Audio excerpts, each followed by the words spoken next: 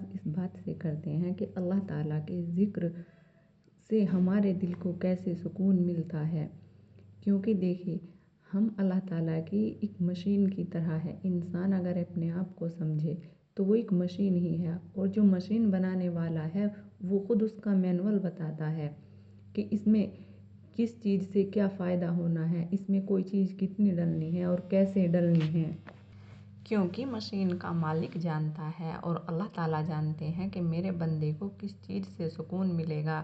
اسے نہ تو شاپنگ سے سکون ملے گا، نہ اسے ادھر ادھر بھٹکنے سے۔ ہاں، وقتی طور پر اسے کچھ مل سکتا ہے۔ دیکھیں، ہم ٹی وی، سیریل یا کوئی بھی چیز کیوں دیکھتے ہیں؟ کیونکہ ہم اس میں پورے کے پورے گم ہو جاتے ہیں۔ ہمیں اپنی باڈی تک کے جسم احساس نہیں ہوتا۔ جب ہمیں یہ فیل نہیں ہوتی اور ہمارا ذہن اس چیز میں کھو سا جاتا ہے تو ہمیں لگتا ہے کہ ہمیں بہت مزہ آیا، ہم نے بہت انجوائے کیا، لیکن نہیں۔ اللہ تعالیٰ فرماتے ہیں الا بذکر اللہ تطمئن القلوب، یعنی دلوں کا جو سکون ہے وہ اللہ ہی کے ذکر میں ہے۔ تو آپ ایسے اپنے دل کو سکون پہنچا سکتے ہیں کہ آپ اللہ کا ذکر ہر وقت اپنے ساتھ کریں، ظاہر میں بھی اور چھپا کر بھی اور باطن میں بھی۔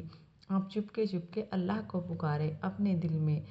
دیکھیں، جن سے محبت ہوتے ہیں انہیں ہر وقت اپنے خیالوں میں انسان محسوس کرتا ہے، اور ہمیں اللہ تعالیٰ سے کیوں نہ محبت ہو۔ دیکھیے، اگر اللہ تعالیٰ ہمیں کوئی جانور بنا دیتے تو ہم کیا کرتے؟ اللہ نے ہمیں اپنے احسن الخالقین کی جو تخلیق ہے وہ رب کی انسان ہے، اور ہمیں اللہ نے انسان پیدا کیا، تو ہمارے دل میں اللہ کی ایسی ہی محبت ہونی چاہیے جیسا کہ اس کا حق ہے۔ پھر ایک جگہ اور اللہ تعالیٰ فرماتے ہیں وما قدر اللہ حق قدرہ، یعنی تم نے میری قدر ایسے نہیں کی جیسے کرنی چاہیے تھی۔ کیا واقعی ہم اللہ کے اتنے قدردان ہیں جتنا کہ ہم پہ حق ہے؟ شاید نہیں، کیونکہ ہمیں تو اپنی ہی چیزوں سے فرصت نہیں۔ ہمارے پاس اتنا وقت کہاں ہوتا ہے کہ ہم 10 یا 15 منٹ بھی بیٹھ کے بالکل خالص اللہ تعالیٰ کو یاد کریں۔ اور دیکھیں، فرض عبادات میں بھی اگر ہم ذکر شامل کر لیں تو اس میں 4 چاند لگ جاتے ہیں، وہ چیز اور خوبصورت ہو جاتی ہے۔ نبی پاک صلی اللہ علیہ وسلم فرماتے ہیں کہ جو رمضان کا مہینہ ہے اس میں روزے دار کی دعائیں قبول ہوتی ہیں، خاص طور سے افطار کے وقت، اور اللہ تعالیٰ اس کی دعائیں رد نہیں کرتے، بھلے ہی اگر وہ دعا جائز ہے اور کسی ایسی چیز کے لیے نہیں ہے جو دوسروں کے لیے نقصان کا باعث ہو یا کسی کا دل دکھے، تو اللہ تعالیٰ اسے ضرور قبول فرماتے ہیں، چاہے اس میں دیر ہی لگ جائے لیکن وہ ضرور قبول ہوتی ہے۔ اور رمضان میں اگر آپ اس عبادات کے ساتھ اپنا ذکر بھی بڑھا لے تو آپ کے روزے اور بھی زیادہ اللہ تعالیٰ کے پسندیدہ ہو جائیں گے۔ دیکھیں، بھوکے ہی رہنا روزے کا نام نہیں ہے۔ اللہ تعالیٰ کا اس میں ذکر کرنا اور اس میں ہر ان بری چیزوں سے، لغو چیزوں سے بچنا جو اللہ تعالیٰ نے منع کیا ہے۔ کسی کی چغلی نہ کرے، جھوٹ نہ بولے، زیادہ باتیں نہ کرے، کیونکہ اللہ تعالیٰ کو فالتو باتیں پسند نہیں جس میں انسان دوسرے کی برائیاں کرے، خاص طور سے وہ۔ اور آپ اپنے ذکر دیکھیں، اللہ تعالیٰ ایک جگہ یہ بھی فرماتے ہیں کہ تم میرا ذکر کرو اور میں تمہارا ذکر کروں گا، یعنی فاذکرنی اذکرکم۔ دیکھیں، اللہ تعالیٰ کا یاد کرنا کتنا عالیشان ہے۔ اگر ہمیں پتہ لگ جائے کہ ہمیں کوئی، یعنی کہ کوئی منسٹر یا کوئی اتنی فیوریٹ، جسے ہم اپنی فیوریٹ ہستی سمجھتے ہیں، وہ ہمیں یاد کر رہا ہے تو ہمیں کتنی خوشی ہوگی۔ لیکن یہاں دیکھیں، جب خود اللہ تعالیٰ فرما رہے ہیں کہ تم میرا ذکر کرو، میں تمہارے ذکر کروں گا، یعنی میں تمہیں یاد کروں گا، تو اللہ تعالیٰ کا یاد کرنا کتنا عالیشان ہے، ہمارے لیے کتنے فخر کی بات ہے، لیکن ہم اس میں غافل ہیں، ہم یاد ہی نہیں کرتے۔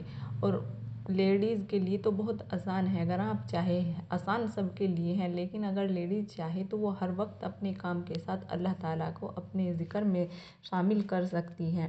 اس کے خیال اللہ کے خیال بن جائیں گے اگر وہ اس رمضان پریکٹس کر لے، کیونکہ تھوڑی پریکٹس کی بات ہوتی ہے، باقی پھر ہمارا لاشعور اسے قبول کر لیتا ہے، کیونکہ لاشعور میں صرف اللہ ہی اللہ ہے، وہ اللہ کی ہر چیز کو جانتا ہے، بس ہمارا شعور ہے جو دنیاوی چیزوں میں کھویا ہوا ہے۔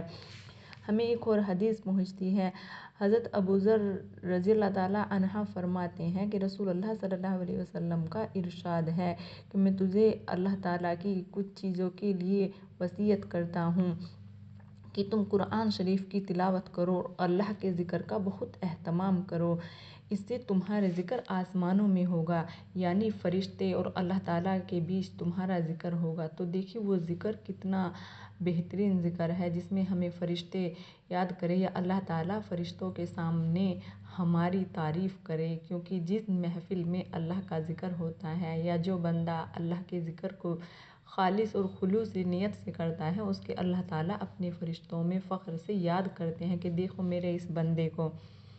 کیا تم یہ نہیں چاہو گے، کیا ہم یہ نہیں چاہتے کہ ہم اپنے حالات اور اپنی ہر چیز اللہ تعالیٰ سے کہیں، حالات اور وقت کچھ بھی ہو لیکن ہر وقت ہمارے خیال اللہ ہی کی طرف ہوں۔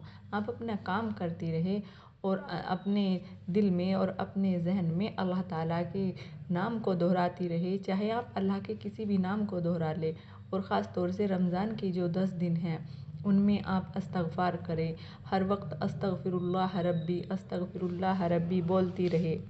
یہ اتنی لمبی دعائیں نہیں ہیں کہ آپ کو یاد کرنے میں ٹائم لگے گا یا دہرانے میں مشکل ہوگی، یہ بہت چھوٹے چھوٹے سے لفظ ہیں، اگر آپ انہیں دہراتی رہیں گی تو آپ اللہ تعالیٰ سے کنیکٹ ہو جائیں گی اور اللہ تعالیٰ کو اپنے پاس فیل کریں گی اور محبت کا احساس ہوگا۔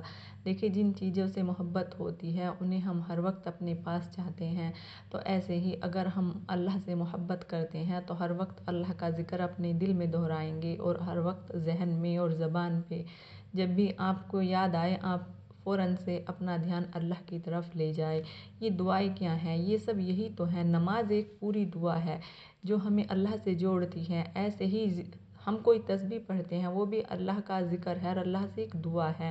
دیکھیے دعا اور ذکر میں بس تھوڑا سا فرق ہے، دعائیں ہم اپنی ضرورتوں کے لیے مانگتے ہیں لیکن ذکر ہم اللہ کے لیے کرتے ہیں، اور جن کا ذکر ہوتا ہے ان سے محبت ہوتی ہے، اور جن سے محبت ہوتی ہے ان کا ذکر ہوتا ہے۔